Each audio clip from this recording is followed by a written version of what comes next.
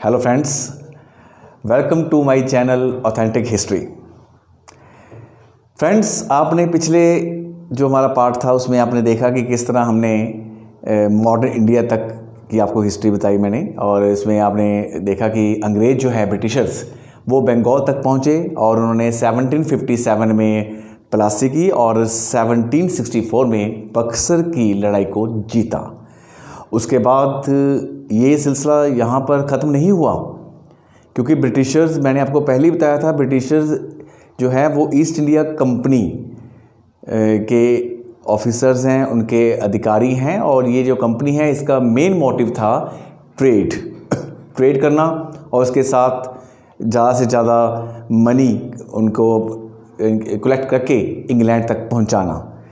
तो या ये भी कह सकते हैं हम कि इंडिया को एक तरह से गरीब कर देना, ये भी कहीं ना कहीं उनके एक मिशन में शामिल था। लेकिन अभी तो वो बंगाल तक ही पहुँचे हैं और बंगाल में उनका सही जो एक तरह से हम देखते हैं रूल, वो 1772 में स्टार्ट हुआ, जब वॉरेन हेस्टिंग्स बंगाल के पहले गवर्नर जनरल बनकर आए। मैं क्लियर कर दूं आपको कि वॉरेन हेस्टिंग्स बंगाल के पहले गवर्नर जनरल थे, भारत के नहीं। बहुत सारी बुक्स में उनको भारत का पहला गवर्नर जनरल बोला गया है। तो वो बंगाल के पहले गवर्नर जनरल थे और उसके बाद गवर्नर जनरल्स का आने का सिलसिला एक तरह से चलता रहा।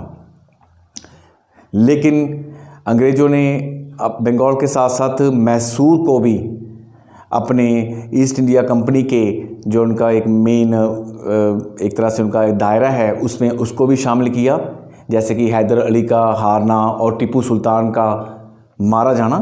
और इसके साथ साथ ही वो मराठाओं की तरफ भी गए और मराठाओं को भी उन्होंने मतलब कि जो एंग्लो मराठा वॉर है उसमें उनको हराकर उनके जो उनका क्षेत्र था उस पर भी उन्होंने अपना एक तरह से रूल किया। तो वो आगे बढ़ते जा रहे हैं और ऐसा नहीं है कि उनका सफ़र यहीं पर बंद हो गया, वो पंजाब तक भी गए।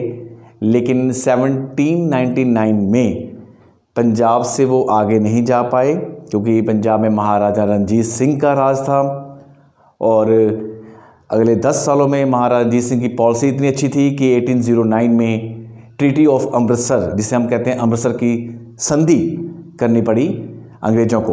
अंग्रेज़ों की तरफ से चार्ल्स मैटकॉफ थे और इधर से महाराजा रणजीत सिंह। और उसके बाद पंजाब की तरफ तो अंग्रेज़ों ने मुड़कर नहीं देखा जब तक महाराजा रणजीत सिंह जीवित रहे।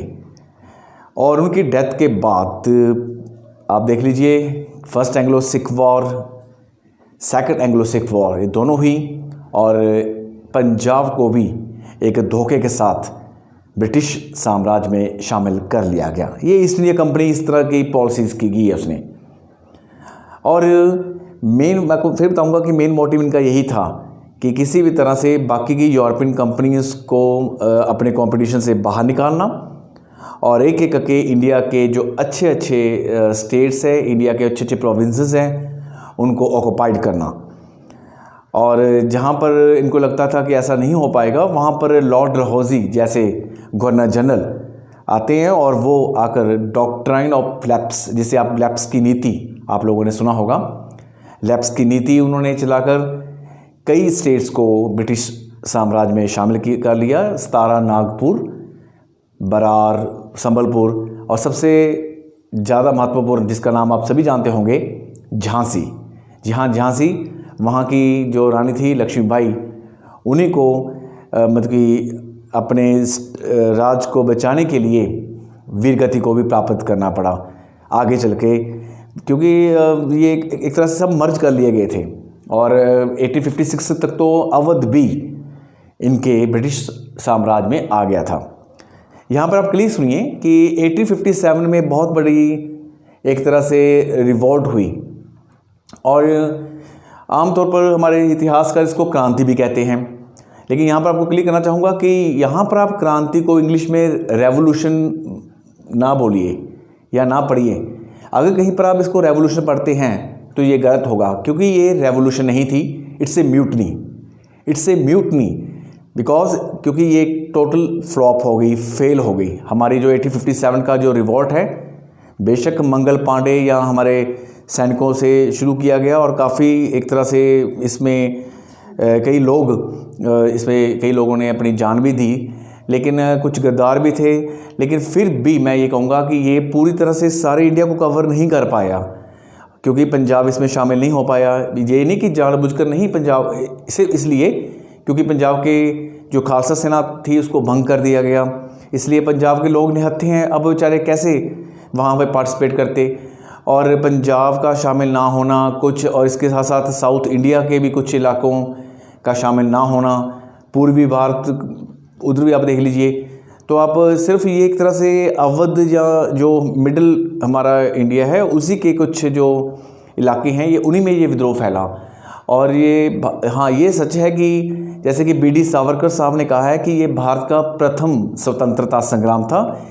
इस बात को कंसिडर किया जा सकता है, क्योंकि ये वाकई एक 1857 का रिवोल्ट बेशक सफल नहीं हुआ, पर इसकी एक ऐसी छाप छोड़ी गई कि आने वाले 90 सालों के बाद हमें आज़ादी प्राप्त हो गई।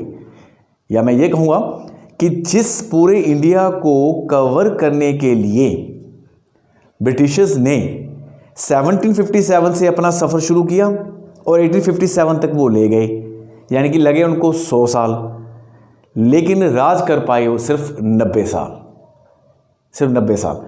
और ये ईस्ट इंडिया कंपनी जो कि इंडिया में 1608 में आई थी, मैंने अपने पहले कुछ भागों में बताया हुआ है, कैप्टन हॉकिंस आए थे, और ये 1608 में इंडिया में आने वाली ईस्ट इंडिया कंपनी का अंत 1858 में हो गया। यहाँ 1858 एक ऐसा इम्पॉर्टेंट ईयर है, अगर आप ध्यान से कुछ देखोगे तो ये कई तरह से आपको ये क्लियर करेगा। 1858 में ईस्ट इंडिया कंपनी का अंत हुआ, 1858 में मुग़ल साम्राज्य का भी अंत हो गया। वो मुग़ल साम्राज्य जो कि बाबर से 1526 से चल रहा था क्योंकि बहादुर शाह जफ़र जो लास्ट मुग़ल बादशाह थे उनकी 1862 में डेथ हो गई। तो इसलिए ये कहा जा सकता है कि मॉडर्न इंडिया जो है वो एक लंबे समय तक चलता रहा।